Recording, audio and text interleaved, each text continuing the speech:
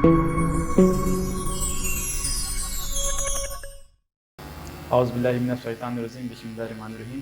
In the name of Allah, the most gracious, the most merciful. Assalamu alaikum wa rahmatullahi wa barakatuhu. Welcome to our channel NK Academy. My dear students, today I am going to teach you the second part, as I have taught you already chemistry chapter 1, matter and its composition, class 7 for ICC board last time, part 1. Okay, chapter name what? Matter and its composition, part 2.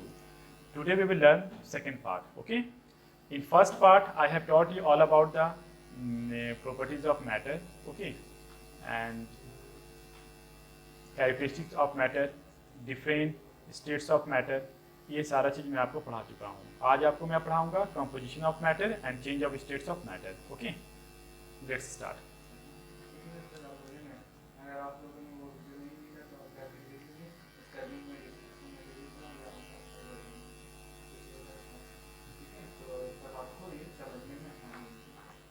Last time अगर आप part 1 हमारा नहीं देखे हैं तो आई button में click कीजिए और पार्ट 1 वीडियोस ज़रूर देखें जो बच्चे नहीं देखे हैं, और जो देख चुके हैं वो पार्ट 2 में कंटिन्यू रहें.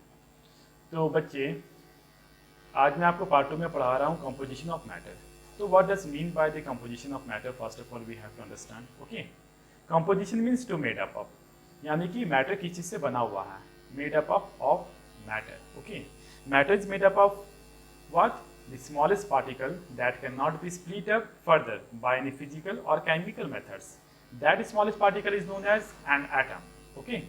तो यहाँ डेफिनेशन देखो मैं लिख दिया हूँ.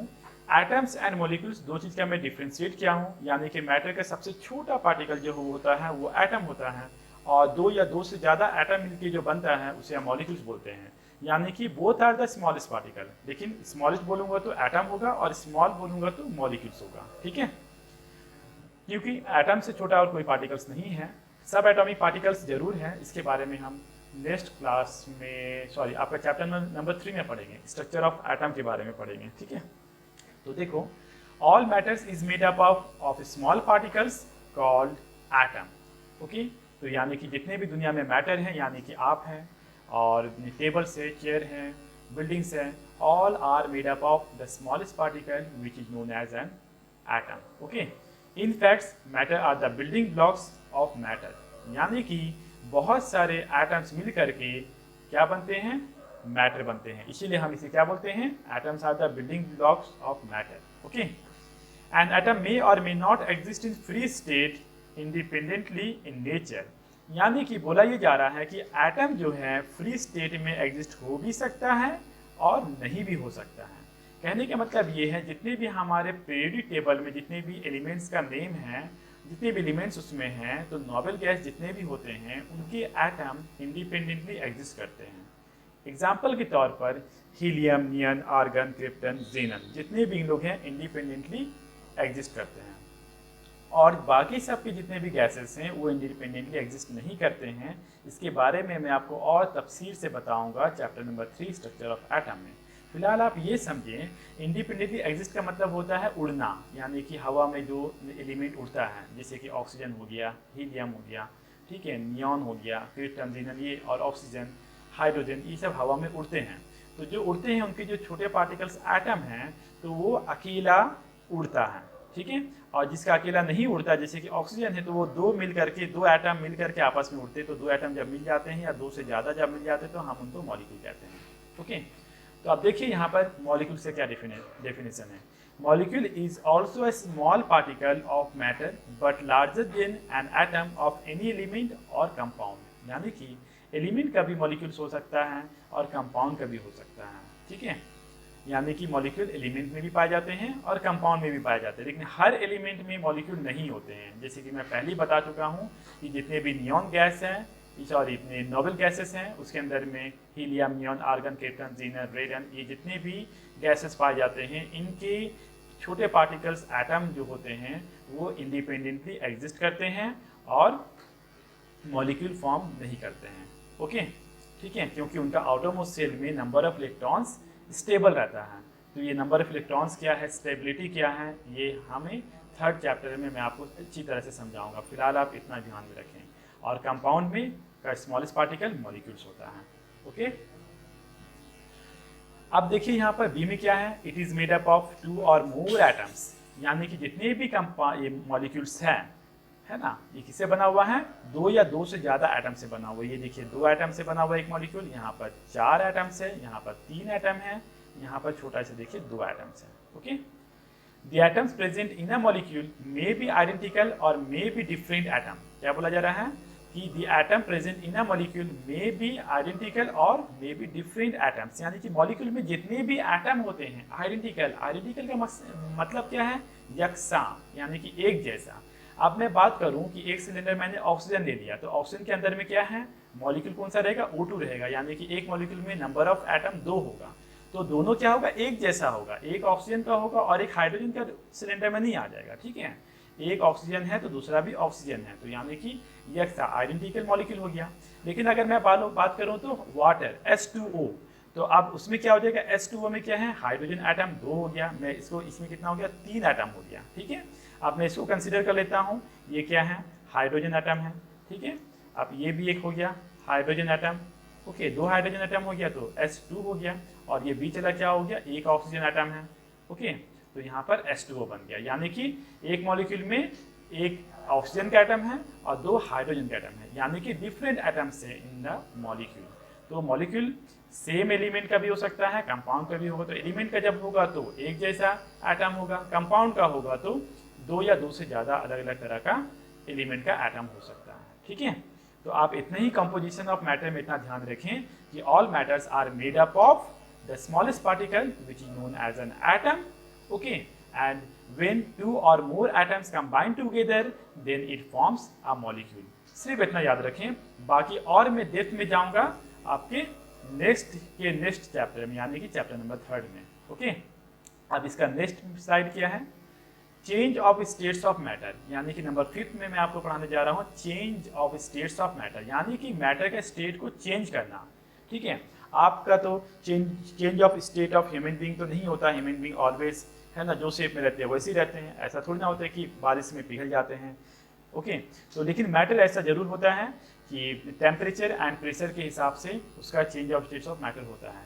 इससे हम दूसरे अल्फाज में ये भी बोलते हैं inter conversion between the states of matter, ऐसा भी आपकी बुक में लिखा हुआ हो सकता है, या फिर आप में effect of temperature on the states of matter. ठीक है, effect of temperature on the states of matter, ये भी लिखा हो सकता है। देखो यहाँ पर डेफिनेशन है, matter can be change from one state to another state by means of various process such as melting, freezing, evaporation, condensation and sublimation. तो बहुत सारा प्रोसेस है जिससे मैटर एक स्टेट से दूसरे स्टेट में चले जाता है। मान लीजिए कि मैटर पहले से सॉलिड स्टेट में था, तो यानी कि आइस था, अब उसके बाद में मैंने उसे जब गर्म किया तो वो क्या हो गया, लिक्विड बन गया, तो यानी कि सॉलिड से लिक्विड गया, तो ये change of state of matter है। ओके, अब नेक्स्ट स्लाइड में जाते हैं, सारा डेफिनेशन अब मैं आपको बताता हूँ। एग्जांपल के तौर पर आप यहाँ देखें कि सॉलिड में क्या है, आइस है। मान लो कि मैंने क्या लिया, अ क्यूब ऑफ आइस मैंने लिया। ठीक है, वेट, मैंने एक लिया आइस। ओके, आइस क्या है, सॉलिड स्टेट में है। मैंने इसे जब टेम्परेचर दिया, यानी कि आइस कब बनता है, -डिग्री में जब जाता है, कोई वाटर को जब मैं -60 में ले जाऊंगा तो वो आइस बन जाएगा। Okay, are you getting my point. तो अगर मैं उसे 10 डिग्री में लेके आ जाऊं या 20 डिग्री में लेके आ जाऊं तो धीरे धीरे मेल्टिंग होने लगेगा। ओके, टेम्परेचर जितना मैं बढ़ाते जाऊंगा उतना जल्दी वो मेल्ट होने लगेगा। जब वो मेल्ट हुआ तो क्या बना, लिक्विड बना। ओके, अब लिक्विड को जब मैं और ज़्यादा टेम्परेचर दूंगा, यानी कि बिलो बॉइलिंग पॉइंट टेम्परेचर दूंगा, लिक्विड यानी कि वाटर का बॉयल होता है 100 डिग्री में, अगर मैं उसको 50 डिग्री दूँ या 60 दूँ या 70 दूँ तो वो धीरे धीरे क्या होगा, एवोपराइजेशन होगा, यानी कि उसके ऊपर के जो सतह में, पानी के ऊपर के सतह में जितने भी वाटर के मॉलिक्यूल्स हो गए उनको एक्स्ट्रा एनर्जी मिल रहा ना, that extra energy known as kinetic energy. तो जब उसे काइनेटिक एनर्जी जब मिलेगा तो वो क्या करेगा, बाहर भागने की कोशिश करेगा। जब वो बाहर भागेगा तो उस प्रोसेस को क्या बोलते हैं, इवापोराइजेशन, और वो कहाँ जाएगा, गैस बन करके आसमान में चले जाएगा और फिर बादल बनेगा कंडेंस होने के बाद। ठीक है, कहने का मतलब ये है कि आपकी पोटेंशियल एनर्जी है कि आप 10 किलोमीटर की रफ्तार में दौड़ सकते हो। ठीक है, अगर मैं आपको एक स्कूटी दे दूं या कार दे दूं, आप उसके ज़रिए से 50 किलोमीटर की रफ्तार में सफ़र कर सकते हो। यानी कि वो आपकी खुद की एनर्जी नहीं है 50 किलोमीटर के रफ्तार में सफ़र करने की, लेकिन आपको बाहर का एक्सटर्नल फोर्स मिल रहा है। That external force is called kinetic energy. In the same way जब लिक्विड था रूम टेम्परेचर में, यानी कि NTB में, नॉर्मल टेम्परेचर एंड प्रेशर में, कोई भी चीज़ अगर लिक्विड है और उसको मैं अगर एक्सटर्नल एनर्जी दूँ, है ना, बाय हीट, तो वो क्या होगा, काइनेटिक एनर्जी उसके पास में आएगा और वो वेपराइज होगा। ठीक है, आसमान में हवा में उड़ने लगेगा, ग्रेविटेशन फोर्स के वो अगेंस्ट में जाएगा और वो गैसेस में कन्वर्ट हो जाएगा। और वही गैस जब ठंडा हो जाता है तो वो क्या बन जाता है, ठंडे होने का प्रोसेस को बोलते हैं कंडेंसेशन, और ठंडा होने के बाद में फिर वो लिक्विड बन जाता है। एग्जाम्पल के तौर पर मैं बता दूं तो एग्जाम्पल मैं ले सकता हूं, जब मम्मी खाना पकाती हैं तो चावल बना रही हैं मान लो, तो ऊपर में लीड रखती है ना, ढक्कन जिसे बोलते हैं, तो उसमें देखोगे कि थोड़ा थोड़ा भाप लगने लगता है, और वो भाप लगने के बाद में क्या होता है, कंडेंस हो जाता है, यानी कि ठंडा होता है। ठंडा होने के बाद में फिर वो लिक्विड फॉर्म में चले जाता है। ओके, अब वो लिक्विड को जब मैं और कम से कम टेम्परेचर जब करने लगूंगा, माइनस में ले जाऊंगा, तो वो फ्रीजिंग होने लगेगा, यानी कि उसके अंदर से काइनेटिक एनर्जी पूरा खत्म हो जाएगा। उससे मैं गाड़ी साइकिल सब में छीन लिया, अब वो घर में आके बैठ जाएगा, यानी कि सॉलिड स्टेट में चले जाएगा। उसके पास में काइनेटिक एनर्जी बिल्कुल भी खत्म हो जाएगा। ओके, ये कंप्लीट हुआ। अब कुछ ऐसे भी सॉलिड्स होते हैं, जैसे कि कपूर हो गया, कम्फूर जिसको बोलते हैं, कपड़े वगैरह में रखते हैं खराब नहीं होने के लिए। तो वो कुछ सॉलिड ऐसे भी होते हैं, दी solid which directly convert into the gases state without going through the liquid state. Okay, that process is called sublimation. यानी कि मैं कपूर लिया, कपूर को जब मैंने रूम में रखा तो क्या हो गया, सॉलिड स्टेट में था, अब वो गैस बनने लगा, यानी कि स्मेल होने लगा, उसका खुशबू निकलने लगा, वो डायरेक्ट गैस में चले गया। अब उसे हम उस प्रोसेस को बोलेंगे क्या, सब्लिमेशन बोलेंगे। ओके, अब वो गैस, कोई भी गैस अगर direct without going through the liquid state and directly convert to the solid state, that process is called what, reverse sublimation, या फिर हम इसे डिपोजिशन भी बोलते हैं। आगे मैं आपको इसका डेफिनेशन दिखा दूंगा। ठीक है, इसे मैं डिपोजिशन भी बोल सकता हूँ। ओके, एग्जाम्पल के तौर पर जिस कंट्री में बर्फ़ गिरता, आइस गिरता है ना, तो हवा में छोटा छोटा क्या होता है, माने कि गैस टाइप का वाटर होता है। ठीक है, वाटर वेपर होता है, और वो विंडो में आकर के ठंड के मौसम में लग करके वो डायरेक्टली आइस में कन्वर्ट हो जाता है। ओके, उसे हम डिपोजिशन बोलते हैं। मैं आपको दिखाता हूँ उसके definition. Okay, wait,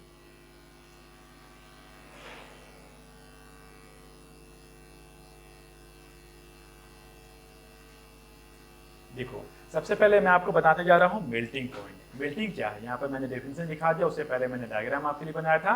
it is the process by which a substance changes from solid to liquid state, okay, और liquid phase you can say, that is called what, melting. देखो, it requires the action of heat और pressure on the solid matter to change it to liquid. Example, melting of ice to form water. Okay, ये हो गया आपका melting point. इसी तरह freezing point क्या चीज है, फ्रीजिंग पॉइंट भी मैं आपको बता देता हूं। It is the process by which a liquid matter changes to solid. It requires cooling the liquid substance below its freezing point, forming of ice from water. Okay, freezing point है।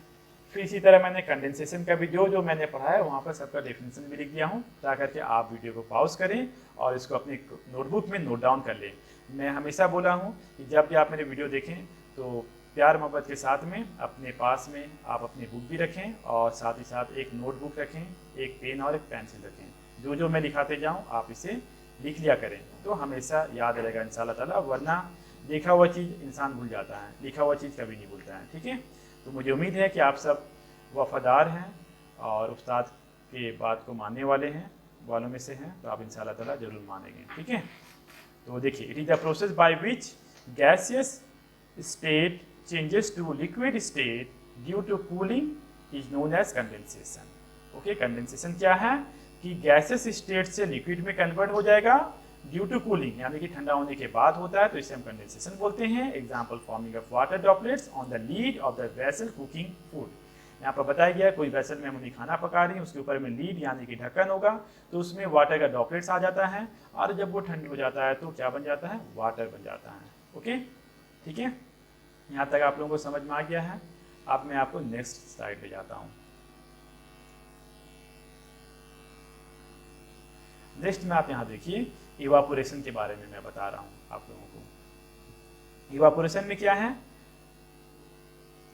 It is the process by which a liquid changes to gaseous state below its boiling point known as evaporation।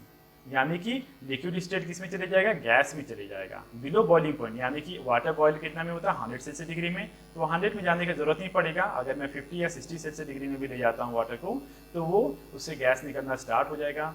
यानी कि समुद्र के पानी boil नहीं होता है, लेकिन फिर भी 30 डिग्री 40 डिग्री में चले जाता है सूरज की रोशनी की वजह से, तो उससे वाटर वेपर निकल करके आसमान में जाता है और क्लाउड बनता है। ओके, तो when an open container filled with water is kept under the sun, it dries out after some times। यहाँ पर एक एग्जांपल दिया गया है। आप एक गिलास पानी बाहर में रख दीजिए और सुबह 10 बजे रखिए और शाम को 4 बजे देखिए, पूरा पानी तो नहीं सूखा होगा, लेकिन मोर देन 20 to 30% सूख गया होगा। ओके, यानी कि इवापोरेट हो गया होगा। Then after sublimation, okay, it is the process by which a solid substance directly changes to a gaseous state without going through the liquid phase is known as sublimation। यानी कि heating of Kapoor, यानी कि घर में जो कपूर होता है, heat नहीं भी करेंगे ना तो भी अगर घर में रख देंगे तो वो धीरे धीरे छोटा हो जाता है, लेकिन वक्त ज़्यादा लगता है, यानी कि महीना 2 महीना लग सकता है। ओके, लेकिन हीटिंग करने से क्या होता है? ज़्यादा टेम्परेचर लगा दूंगा तो जल्दी ही वो रूम में पूरा खुशबूदार हो जाएगा और कपूर का साइज छोटा होने लगेगा। यानी कि सॉलिड से वो लिक्विड में नहीं गया, लेकिन वो डायरेक्ट गैसेस स्टेट में चले गया। अब गैस से जो चीज़ सॉलिड में आता है उसे हम डिपोजिशन बोलते हैं। ये बहुत ही कम औकात में ऐसा होता है। एग्जाम्पल के तौर पर मैं बता रहा हूँ आपको। It is the process in which gas transforms into solid state without passing through the liquid phase.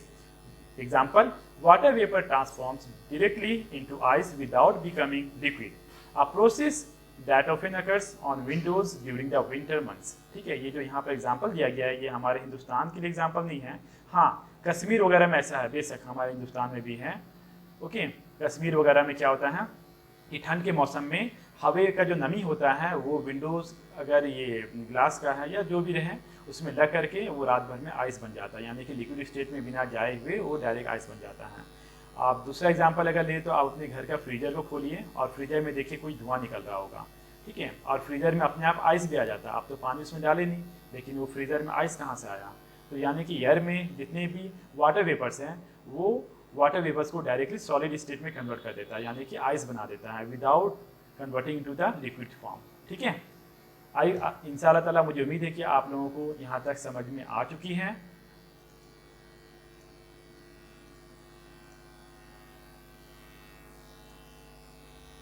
अब मैं आपको ले जा रहा हूँ प्रैक्टिस टाइम में।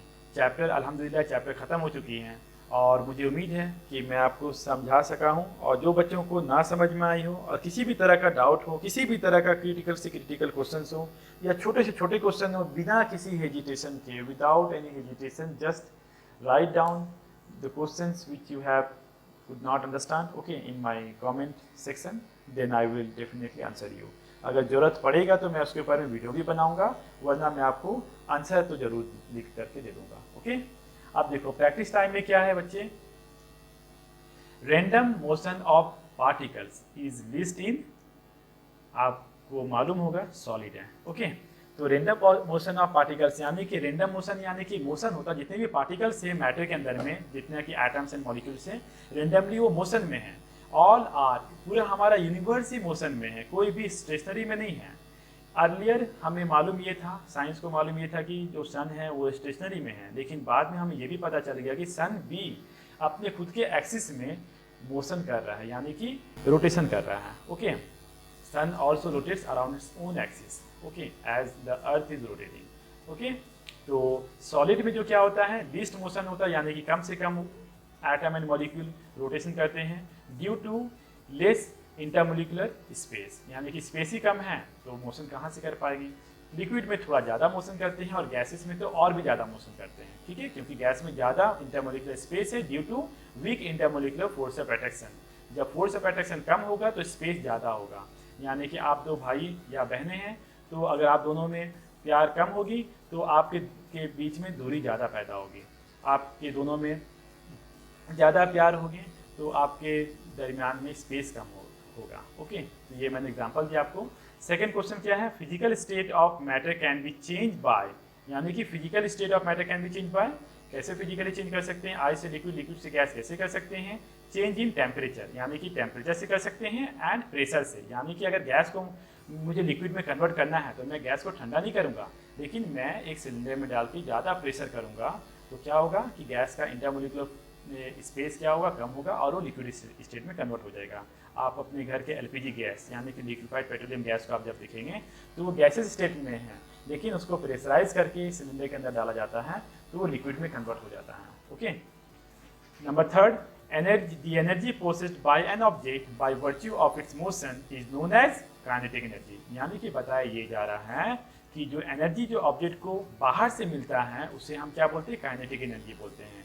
कहने का मतलब ये है कि आप अपने खुशी से मेरे चैप्टर को पढ़ रहे हैं, अपने बुक की चैप्टर को पढ़ रहे हैं, या इंटरनेट में किसी कोई भी चीज़ पढ़ रहे हैं अपनी खुशी से अपने होमवर्क कर रहे स्कूल के, तो वो आपकी पोटेंशियल एनर्जी है। लेकिन मम्मी पापा जब डांट के आपको करें, that is kinetic energy, external force है। ओके, तो मैं यही बोलूँगा, डेडिकेशन के साथ में पोटेंशियली अपना पढ़ाई करें, मम्मी पापा के इंतजार में ना रहें कि वो डांटेंगे तो ही पढ़ाई करेंगे। ओके, नंबर 4 देखो, how many atoms are present in a molecule of water, यानी कि वाटर के एक मॉलिक्यूल में कितने एटम्स हैं। तो मैं आपको क्लास में बता चुका था कि 3 एटम्स होते हैं, एक एटम ऑक्सीजन का है और 2 एटम हाइड्रोजन है। ओके, तो नंबर ऑफ एटम्स 3।